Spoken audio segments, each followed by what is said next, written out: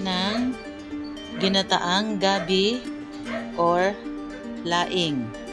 Laing ang tawag ng mga Bicolana sa ganitong dish. Ayan, hiwa-hiwain po muna natin yung dahon ng gabi. Ayan, dapat bago natin hiwain, malinis na siya, nililisan muna natin ng dahon ng gabi. Ayan, madali lang naman siyang ilinisan. Kailangan nating ilubog sa tubig, then punasan natin ng tuyong malinis na damit. Ayan.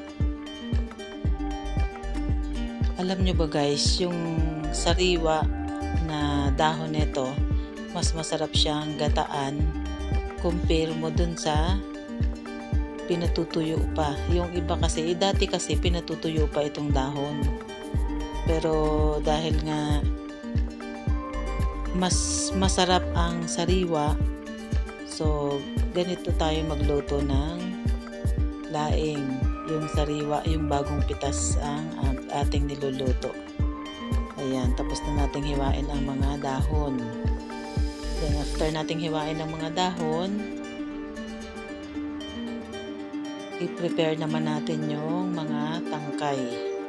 Yung mga tangkay na ito, nalinisan ko na kanina. Tinanggalan na natin ng mga balat kasi kailangan natin tanggalin yung mga balat nito.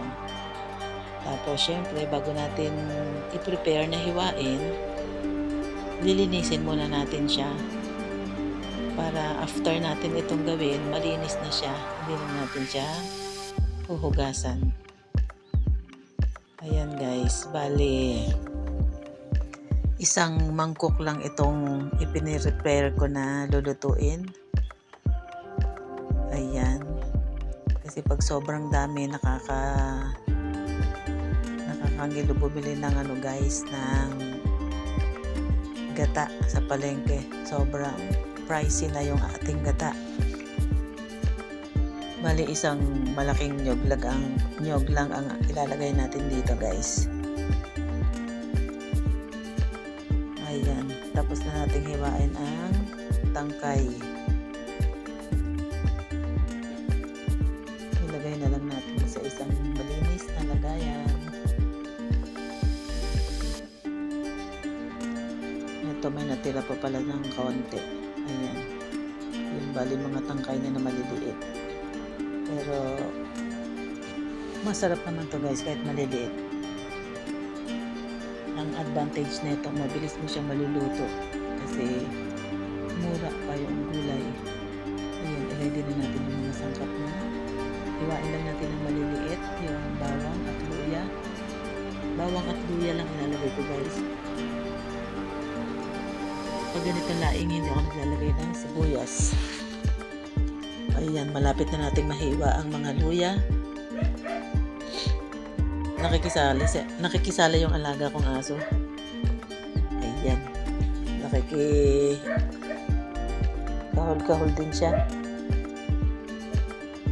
Yan guys, mas maraming luya, mas spicy, mas masarap siya guys.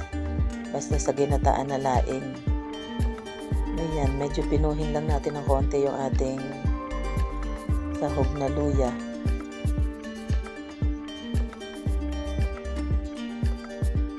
Tapos, hiwain na rin natin ang ating green chili. Ayan, bali 3 piraso lang ang ilalagay natin sa ating gulay. Kasi, yung bunso ko, hindi siya masyado sa spicy. Ayan, lagyan din natin ng 3 pirasong red chili or siling labuyo. Ayan lang mga sangkap guys. Then, i-prepare na natin yung ating paglulutuan. Bali, painitin muna natin yung mantika sa kawali.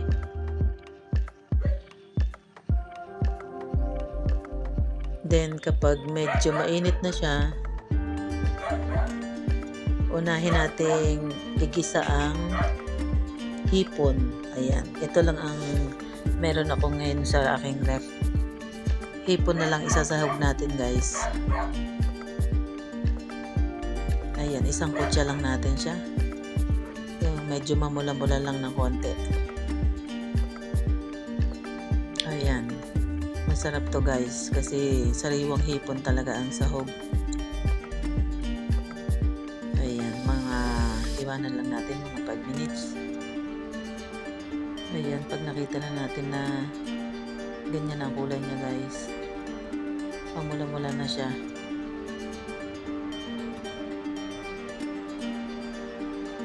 Ayan, pwede na natin siyang tanggalin.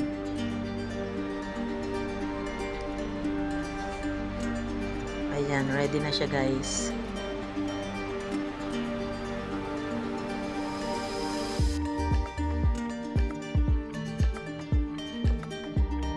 Then, hanguin muna natin siya, guys, para hindi siya magkaroon ng overcook.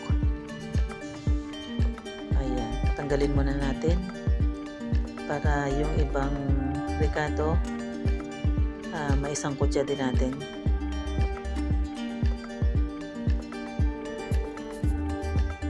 Ayan, ilagay muna natin sa isang tabi ang ating hipon. Then, kunin na natin yung ating bawang at luya. Ayan, sabay na natin siyang isasangkot siya, guys.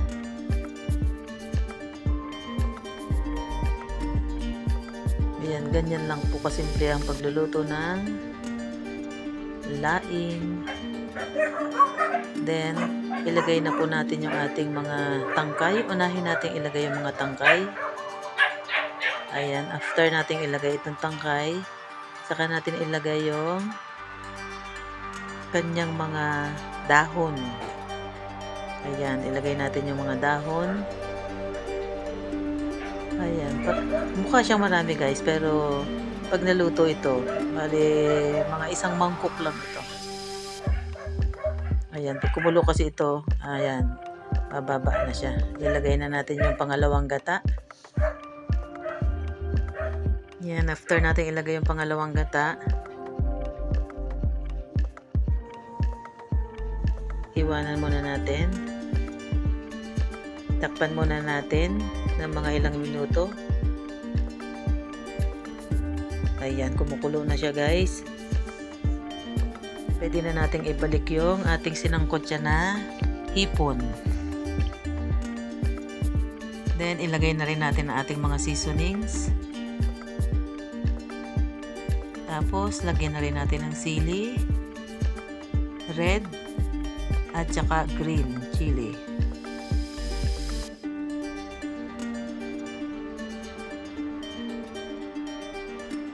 Ayan, hintayin lang natin maluto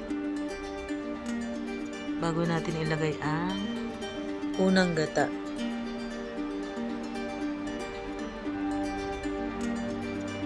Ayan.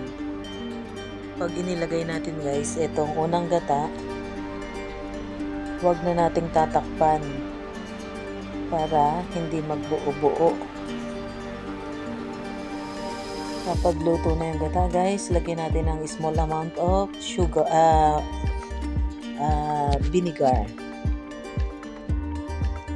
Ayan, luto na yung ating laing.